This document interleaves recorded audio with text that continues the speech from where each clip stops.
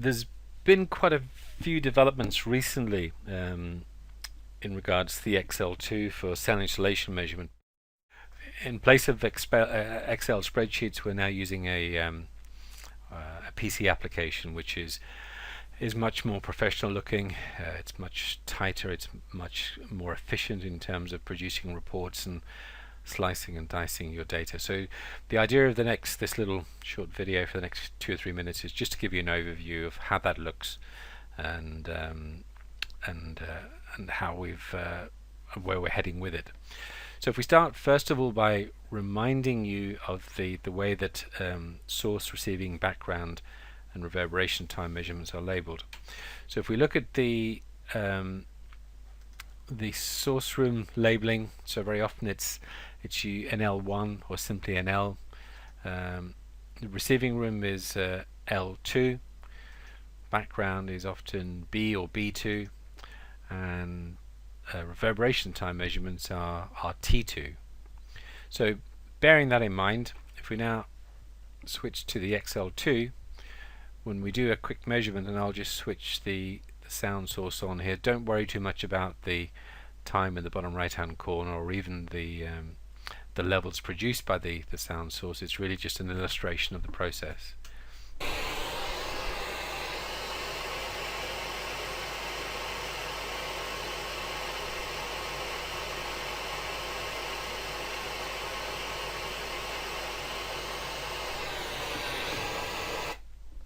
So that was our source room measurement, and we wanted to save that. We'd go along to the icon with the question mark. We'd choose the directory that you're going to store your measurement in. So 43 King Street will do for now. Click on Save Test, and now there's an option here called Sound Insulation or Sound Insul. So if I click on that, then I can use one of a number of pre-recorded name templates to store the measurement data. So the L1-1 is the source room for speaker position 1. L1-2 is the source room with speaker position 2. Receiving room with speaker position 1. L2-2 is receiving room speaker position 2, and then the background and the reverberation time.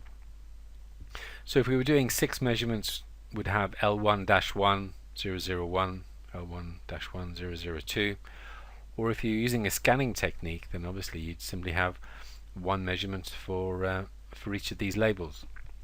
So how does that look in the directory structure of the XL2? Well, let me just switch to mass storage, and then I'll pull up the file manager. So if I go to projects here and then click on 43 King Street, so now you can see it's quite easy to pick out this measurement here. For example, this is source room speaker position 2, measurement number 5. So it's a little bit easier to understand which measurement relates to which room or which position. So that's one side of the improvements, but where the real improvements have come along is really in the application. So in this case, let's start a new measurement. So if I click on New, I would choose the standard that I'm going to be doing measurements to. Very often in England and Wales it would be Applied Document E, maybe ISO 140 for some measurements which might have been done a couple of years ago to the old standard. And for you it would almost certainly be 90% of the time would be ISO 16283. You choose airborne or impact, and then specify here the number of speaker positions or the number of tapping machine positions. So in this case, speaker positions 2, and although we can have calculation of as many indices as we want, we're probably in this case only interested in the DNT. So we'll click OK there. Now if I import the measurements, and if I go to the XL2 and find my folder 43 King Street, I simply select the folder, and then all of the measurements related to that project are imported in one go.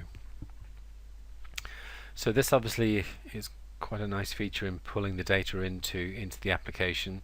Plus the way it's laid out here is also very beneficial. And if you can see that the red traces here are the level against frequency for the source room, the blue traces are the receiving room, the green traces are the background, and then the purple traces along the bottom here are the reverberation time.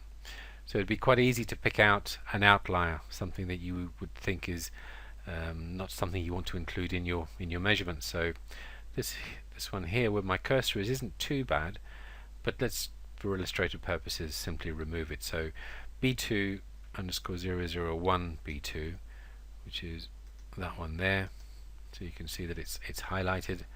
If I don't like the look of that, think it's too different to any of the other measurements of the same type that I've done, I can simply choose to delete it.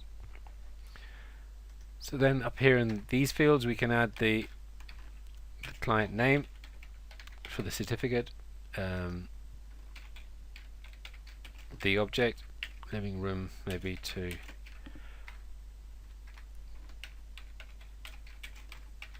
dining room, and maybe a description of the build, so plasterboard and dabs. Then obviously the area of the common partition, the source room volume and the receiving room volume are for documenting the test rather than any effect on the result. The date of the test picks that up from the measurement data, but you can have the opportunity to change that. You can add a unique number for the report and select a date for the generation of the report, so today being the 6th of December.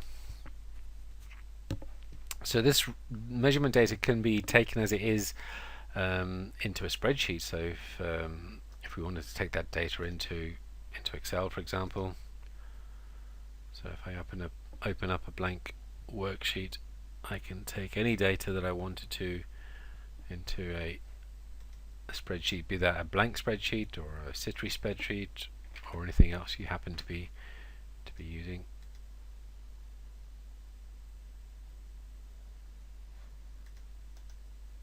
So let's try that again. Yeah, so there we go. So there's all of the complete measurement set of data.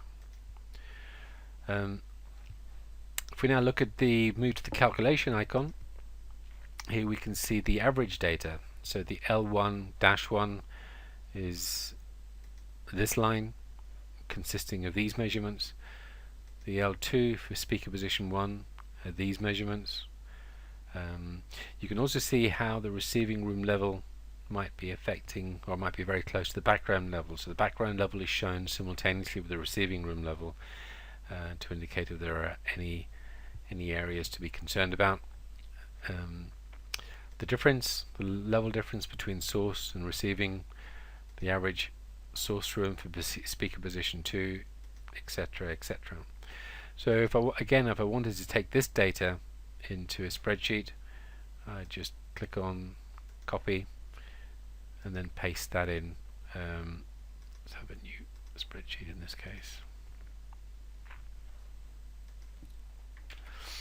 Paste in that whole block into a spreadsheet. Could be the Citrix spreadsheet, or it could be anything else you happen to be using. But ultimately the result is here. This is the DNTW, and you can see the CTR in the bottom right hand corner, and we have the option of removing, say, this measurement and see what result that would have, what effect that would have on our result. If we're happy with our DNTW calculation, then we would just simply print it off in the standard format. So here you can see the information we put into the opening spreadsheet or the opening worksheet about the client and the object and the type, the description, the result, and this is probably what you would print off and put into a client report.